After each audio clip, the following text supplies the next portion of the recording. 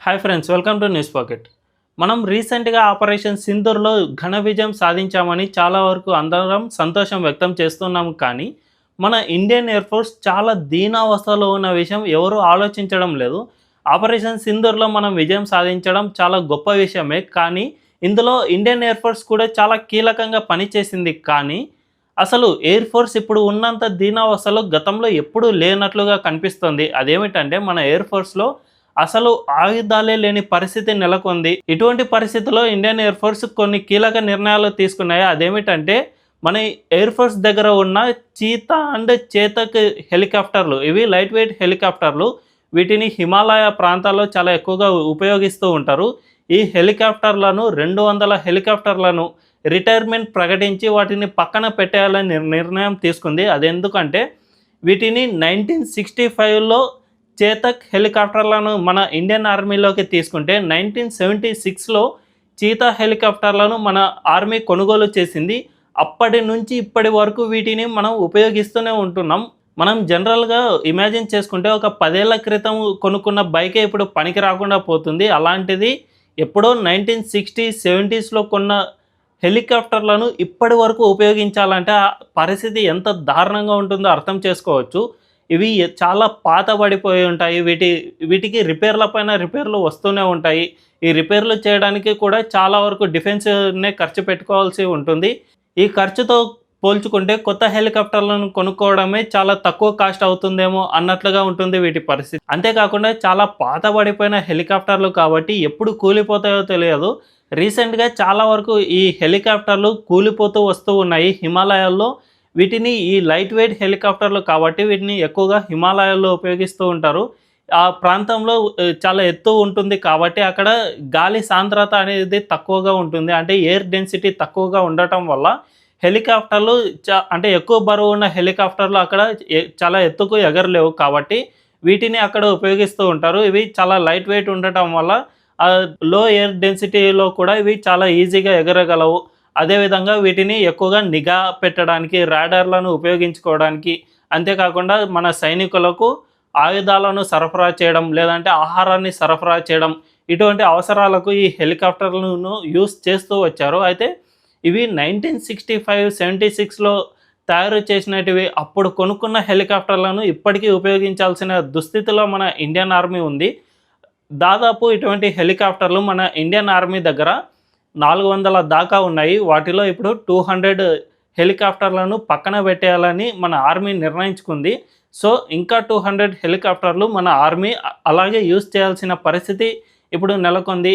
ఈ రిటైర్మెంట్ అయ్యే 200 హెలికాప్టర్ల ప్లేస్లో కొత్త వాటిని కొనుక్కోవాలని నిర్ణయించింది.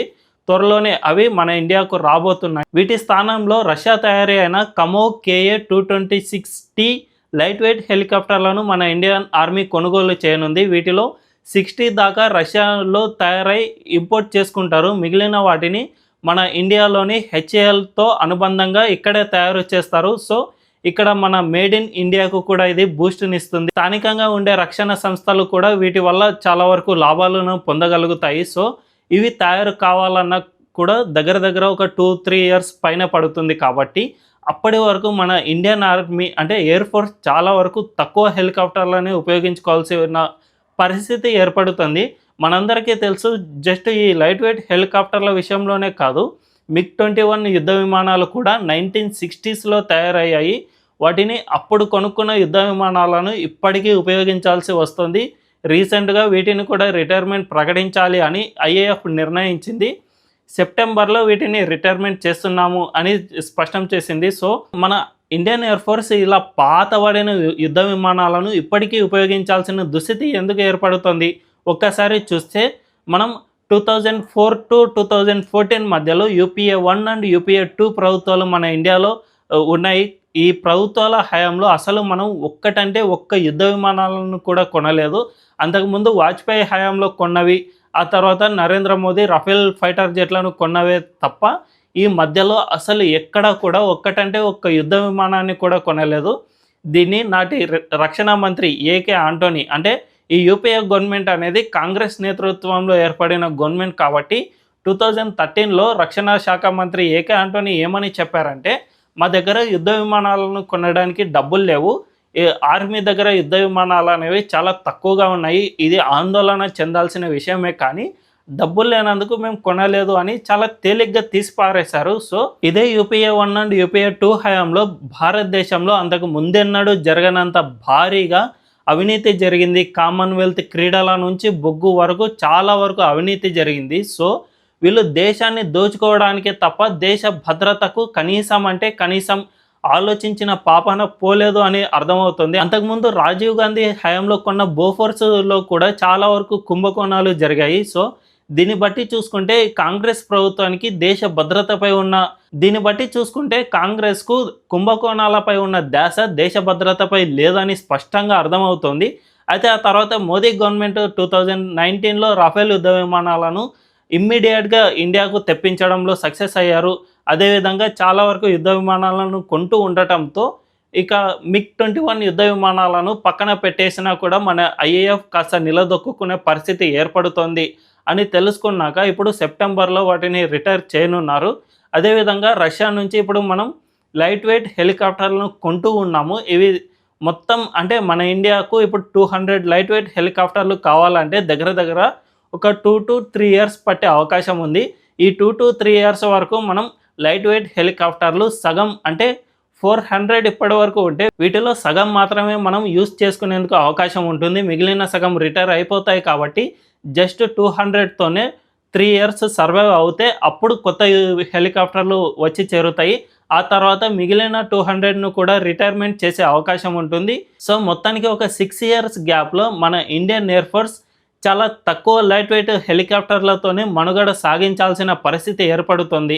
ఇక MiG-21 విషయానికి వస్తే మన ఇండియా దగ్గర 450 దాకా యుద్ధ విమానాలు ఉంటే ఇక యుద్ధ విమానాల పరిస్థితి కూడా ఇలాగే ఉంది. మన ఇండియా దగ్గర 550 దాకా యుద్ధ విమానాలు ఉంటే పాకిస్తాన్ దగ్గర 450 దాకా యుద్ధ విమానాలు ఉన్నాయి. అంటే పాకిస్తాన్కు మనకు మధ్య ఉన్న గ్యాప్ జస్ట్ 100 యుద్ధ విమానాలు మాత్రమే. ఇంత తక్కువ సామర్థ్యం ఉన్నా కూడా మన ఇండియన్ ఆర్మీ పాకిస్తాన్ను గెలవగలిగింది. సో మన ఇండియన్ ఆర్మీ గొప్పదనం ఇది. అదే సమయంలో మన ఇండియన్ గవర్నమెంట్స్ కూడా ఇప్పుడిప్పుడే ఆర్మీకి చాలా వరకు సపోర్ట్ ఇస్తూ వస్తూ ఉన్నాయి. గతంలో అసలు యుద్ధ విమానాల కొనుగోలు విషయాన్ని పట్టించుకోలేని ప్రభుత్వాలు ఉన్న సమయంలో ఇప్పుడు భారతదేశ భద్రతను దృష్టిలో పెట్టుకుని ఇండియన్ ఎయిర్ ఫోర్స్కు చాలా వరకు యుద్ధ విమానాలను అందిస్తూ ఉంది మోదీ గవర్నమెంట్. అందుకే ఐఏఎఫ్ కూడా పాత వాటిని అన్నిటినీ మెల్లిమెల్లిగా తొలగిస్తూ కొత్త వాటిని రీప్లేస్ చేస్తూ బలపడుతోంది. సో ప్రస్తుతానికైతే ఐఏఎఫ్ ఇంకా చాలా దీనావస్థలోనే ఉంది. దీన్ని త్వరలోనే బాగు చేస్తారని కోరుకుందాం. జై హింద్. ఈ వీడియో కనుక మీకు నచ్చినట్లయితే ఖచ్చితంగా మా ఛానల్ను సబ్స్క్రైబ్ చేసుకోండి. బెల్ ఐకాన్ను క్లిక్ చేయడం అస్సలు మర్చిపోవద్దు. Thank you.